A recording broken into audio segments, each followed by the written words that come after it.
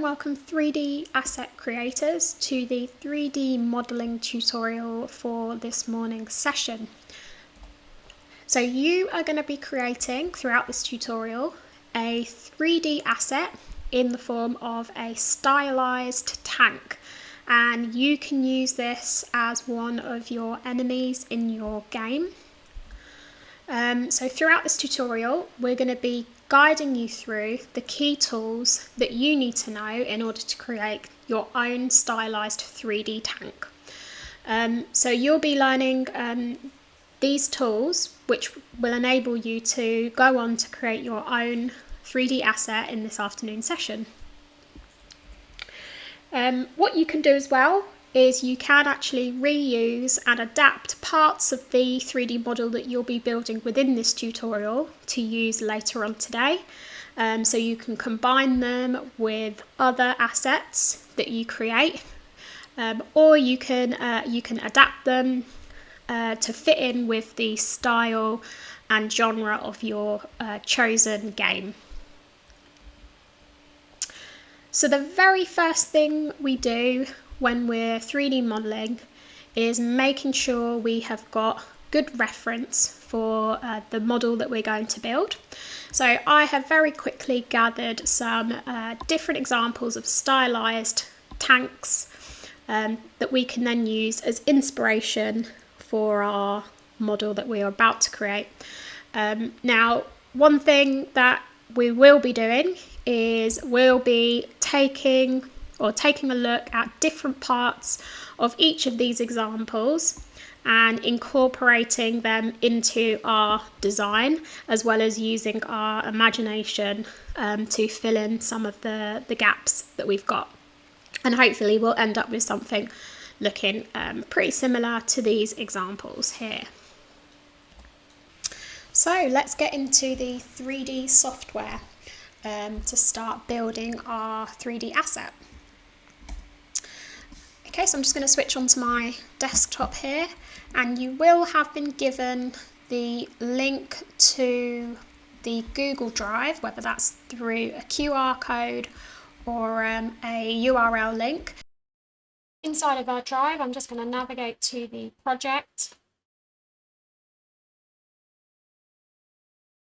and I'm going to download the project here.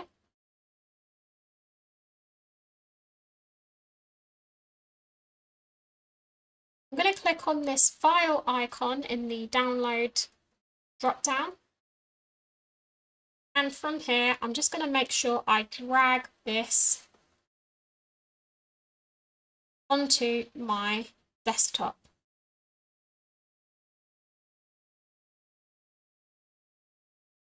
After I've dragged this onto my desktop, I'm just going to right-click and click on Extract All.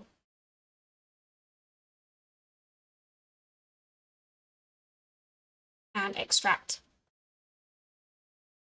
Once it's done that, I'm ready to open my file. So I'm going to head up to Game Asset Creation Project in the newly opened window, go into Scenes and double click on the starter file. This should open the Maya 2025 software. Once that's opened, I want to make sure that anytime I save my file that it's going to be saved in the correct place. So to do that, I'm just going to go up to File and Set Project. Once I've done that, I'm just going to go to the desktop, which is where we placed our downloaded project. I'm going to navigate to the file that we just downloaded, which is the Game Asset Creation Project with all the numbers. And inside of this, we have our Game Asset Creation Project. And I'm just going to click on this and then go to Set.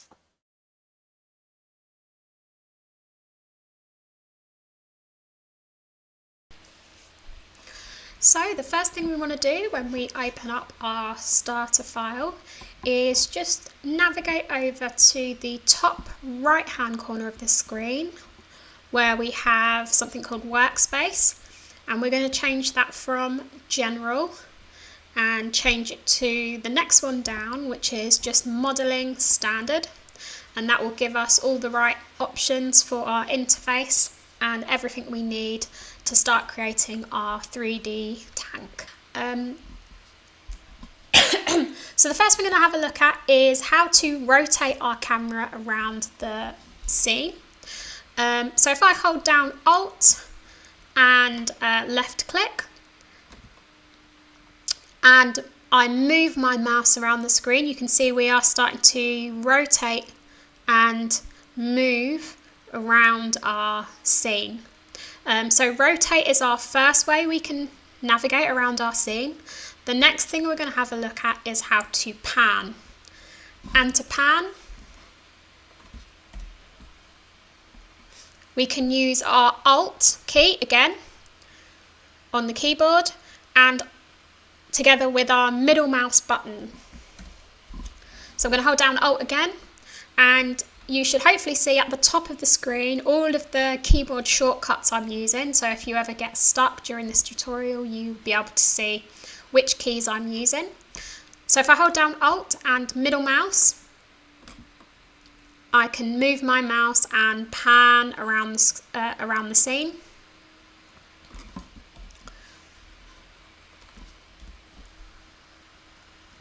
And finally, we have our zoom camera. So we'll just use our scroll wheel for now to zoom our camera in and out.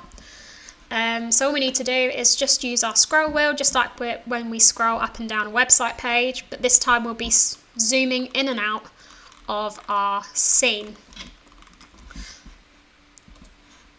So I'm just going to create a cube and just demonstrate the navigation in our scene around our cube. So this time I'm using our rotate, and our rotate is using Alt and the left mouse button and then clicking and dragging. So that rotates the camera. The next thing I'm going to do is the pan. So I'm holding Alt and using this time the middle mouse button, and we can pan around our scene. And lastly, I'm just going to use my scroll wheel to zoom in and out of my scene. Now, if I ever get a bit lost and I can't see anything on my screen, I'm just going to hit A, or select the object, and I'm going to hit either A or I'm going to hit F to focus on the object. The next thing we're going to have a look at is how to manipulate objects inside of Maya. So we're going to look at how to move objects, how to rotate objects, and how to scale objects. So the first thing I'm going to do is to create an object that we can move, rotate, and scale. Within our Maya scene, at the top left-hand corner, we have this shelf, and in this shelf we have lots of different shapes that we can bring into our scene. So let's bring in a cube for now. Okay, and to move this cube up, because you can see it's kind of not quite on our grid, floating a little bit below our grid. So to move our cube, I'm going to use the shortcut key W, and you can see it up here in my keystrokes. So W, when we press W, we get these arrows that we can use to move our cube around. So I'm going to move it up just to be on the ground of our scene. And let's look at the other options that we've got. So we've got 3 different arrows. Now, if I hover my mouse over this red arrow here, it will lock the movement of the cube inside of this axis. And similarly, if I hover my mouse over the blue arrow, it locks my movement of this cube inside of that axis. And exactly the same with the green arrow, which will be able to move our cube up and down and locking to that axis. Now, if I wanted to move it a little bit more freely around the scene, I can hover over the middle cube, and that will allow me to move it in all different axes based on the position of the camera, but I can move it in all different axes around the scene. So that's our move tool. So the keyboard shortcut for rotate is E. So we'll try that out now. Press E. And you can see instead of the arrows, we now have these circles going around our 3D object. So if we click anywhere within this circle, we can freely rotate our cube in any direction that we want to. Just going to press Ctrl Z to undo that. We can also lock our rotations within specific axes. So similar to the way that our move tool worked, we can lock our rotation within this axis,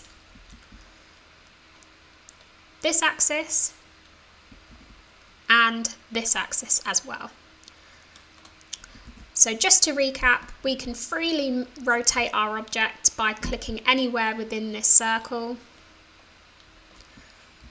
We can lock our rotations by hovering and clicking and dragging over one of these axes. And as a little bit of a bonus, we can also use this outer circle to rotate based on our camera viewport. So if we wanted to just rotate it round from the perspective of our camera, we can also do that as well. So that's our rotate tool. The final manipulating object tools we're going to have a look at is our scale tool. The shortcut for the scale tool is R. So if I press R on my keyboard, you can see we have these cubes. If I click and drag on the middle cube, which is the yellow cube, I can scale this object up and down, and the object keeps its relative scale. So we're not stretching the cube out, we're just scaling the cube uniformly. Now if I click and drag on this red cube, we can stretch the cube out in the x-axis or in this direction. Similarly, I can use the green cube to stretch the object in the y-axis, which is the up and down axis. And I can stretch the cube out and in within the z-axis, which is the forward and backward axis. So to recap our manipulating object tools in Maya, we have our move tool, which we can use the shortcut key W. We can also use the toolbar on the left hand side of the screen. So if we hover over this toolbar here and go to this cube with the arrows, we can see we've got this move tool. So if we click on this from here, we can also activate the move tool from our toolbar menu. So we have our move tool, we have our scale tool, our rotate tool, the shortcut of which is E, sorry. And finally we have our scale tool. So what I'd recommend here is if you pause the video and have a go at navigating in Maya, and then once you've had a go at navigating, so rotating the camera, panning the camera and zooming in and out, you feel relatively comfortable with that, go ahead and create one of these polygon objects and then practice just moving the object around the scene using our move tool, rotating using the rotate tool, and scaling using the scale tool. Let's take a look and see how these 3D shapes or 3D objects are made up or constructed inside of Maya. So we're going to look at something called subcomponents, and it's basically how these shapes are constructed. So if we take a look at the cube object, and if we hold down right click whilst we're hovering over the object, we get a few different selection options. And what we're going to be mainly focusing on are our vertex, edges, and our faces. We'll start off with vertex first. So just a reminder on how to do that, we hold down right click and then we navigate to vertex and then release our right click. And this will take us into vertex selection mode.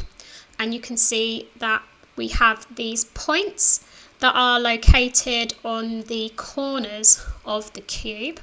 And the vertex are mainly responsible for the shape of our 3D object. And the position of these vertices determines the shape that our object takes. Now, between these vertex, we have our edges. So I'm going to hold down right click again, move up to edge and then release. We have these edges, and edges are what connects these vertex or vertices to each other.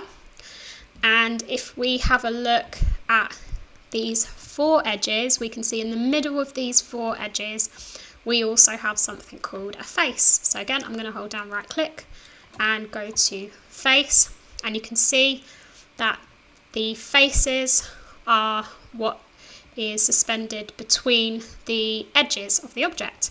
And these 3 components or subcomponents are what makes up our 3D models. Even very, very complex and detailed 3D models are all constructed when we kind of look a little bit under the hood from these vertex, edges, and faces. Now, we've been calling them shapes as of so far. What we actually call them are polygon objects. So these are polygon objects, and the faces that make up the polygon object, which are constructed from our vertex and edges, the faces are called polygons.